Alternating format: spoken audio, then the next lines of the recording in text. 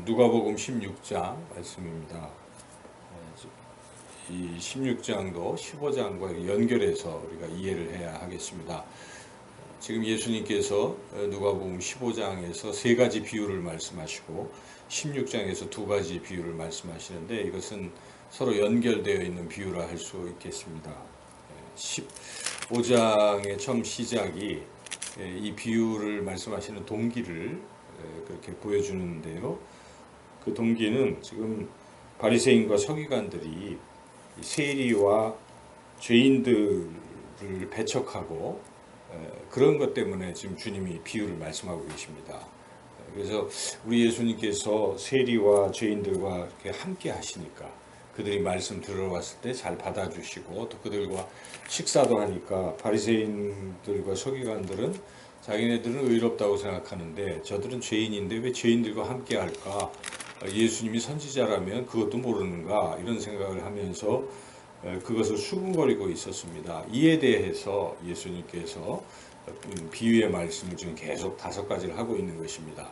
앞서서 3가지의 공통점도 결국 잃은 양에 대한 관심을 가지라, 또 잃은 드라크마에 대한 관심을 가지라, 둘째 아들에 대한 관심을 가지라, 이런 말씀은 소외된 자, 또 세상으로부터 또 천대받는 이런 사람들에 대해서 하나님은 관심을 갖고 계시는데 너희 바리새인들도 하나님을 섬긴다고 한다면 그런 관심을 가져야 되지 않겠느냐, 이렇게 말씀하시는 것이죠. 그런데 그 바리새인들은 그런 관심 잘 안 갖고 있는 것입니다. 그래서 우리 예수님께서 3번째 비유에 큰아들과 둘째 아들의 비유를 말씀하시면서 너희들이 바로 큰아들과 같은 그러한 존재다, 이렇게 지금 말씀하시는 것이죠. 큰아들은 어땠습니까? 작은 아들을 이렇게 아버지가 막 환대하니까 그것 때문에 마음이 상했어요. 왜 자기한테는 이렇게 하고 또 자기 재산을 빼앗길까봐 돌아왔으니까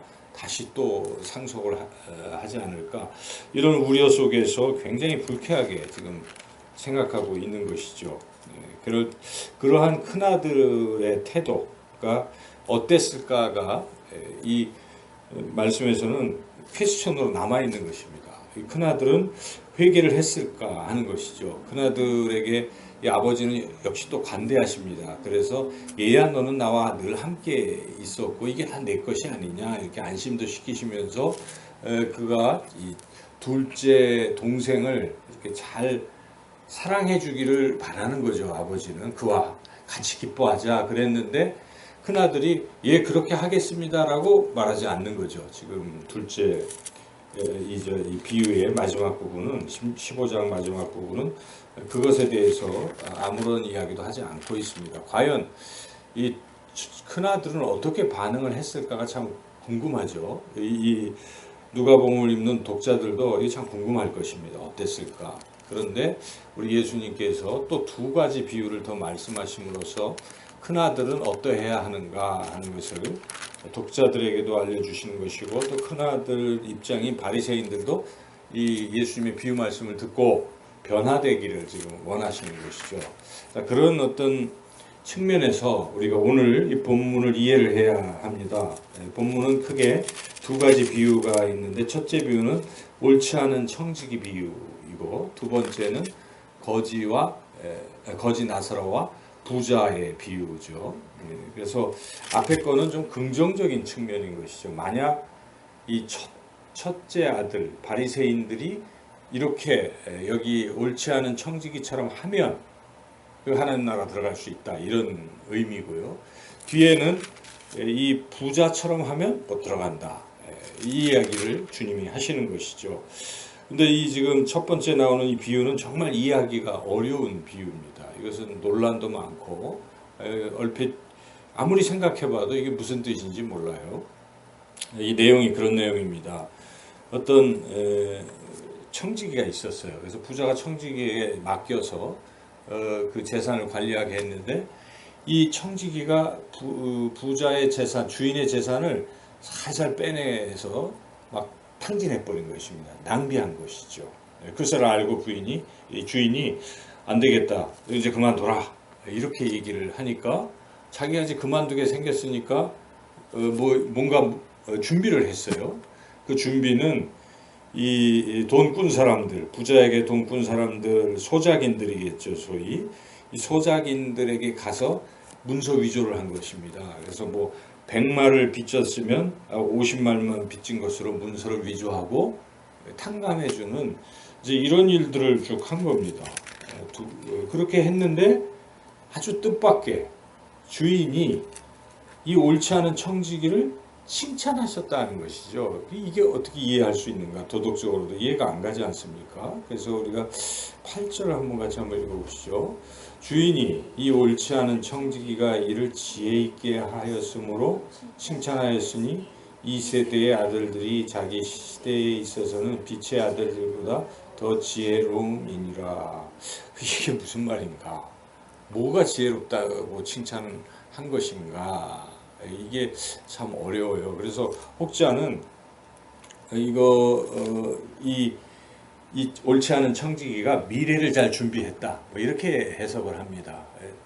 자기 앞가림을 위해서 미리 자기가 퇴직한 후에도 그 사람들이 이제 탕감해주면 자기한테 잘할 것을 기대하고 아주 미래를 잘 준비했다, 그것을 칭찬했다라고 해석을 하는 분들도 있어요. 또 그렇게 설교를 하기도 하죠. 그런데 그렇게 할 수도 있겠으나 이것은 아까 제가 앞서서 말씀드렸지만은 본문의 맥락에서 본다면 그렇게 해석하면 이게 이해가 안 가는 것이죠. 왜 칭찬했을까?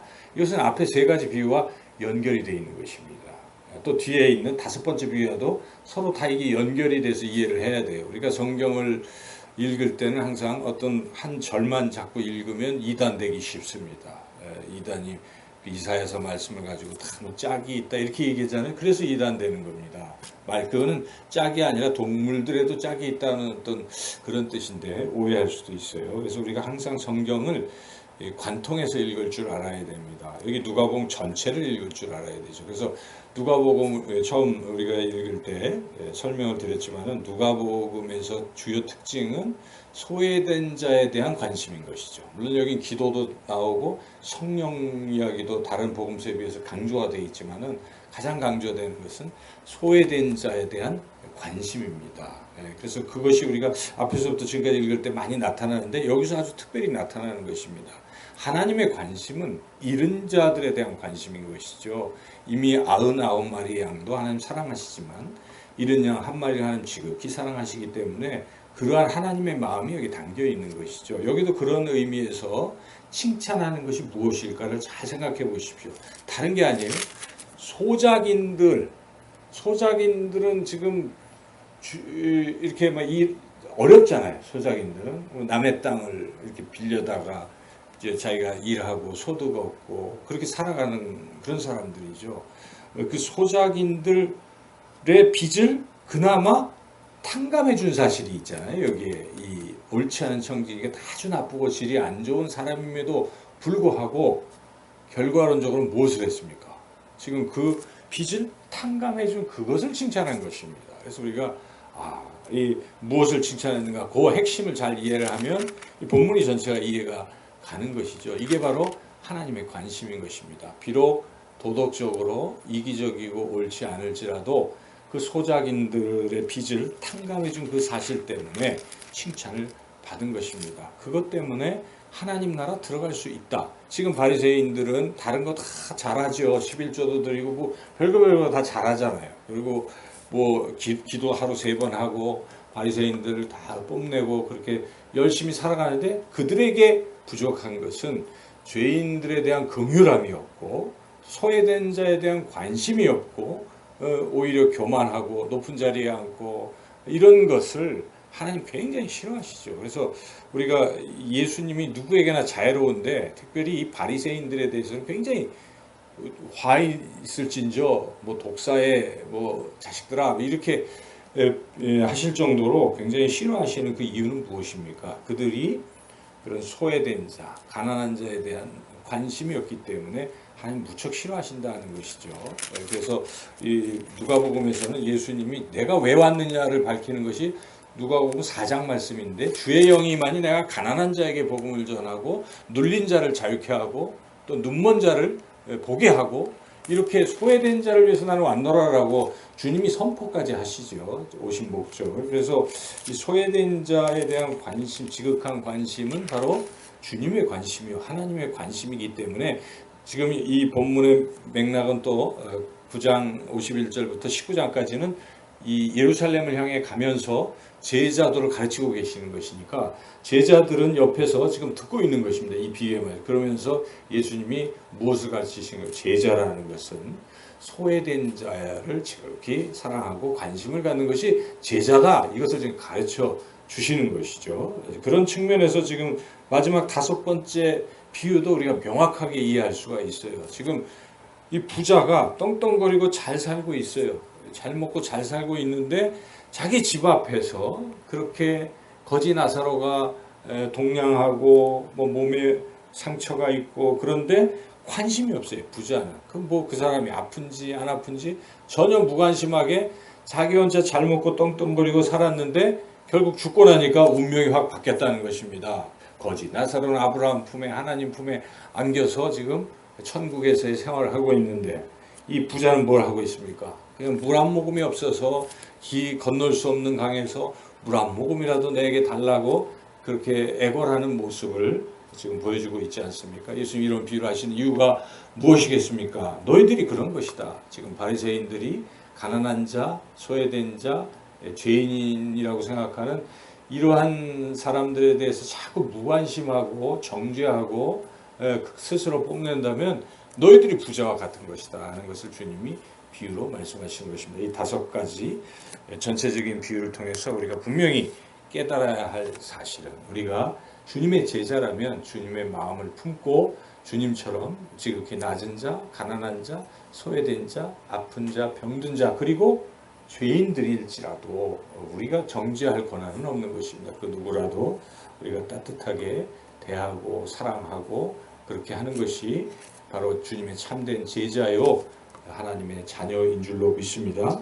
오늘 하루를 살아가시면서 혹시 누군가 힘든 사람이 옆에 있다면 우리가 사랑을 베푸시고 관심을 가지시고 또 그를 위해서 기도하시고 축복하시는 복된 하루가 되시기를 주님의 이름으로 축원합니다.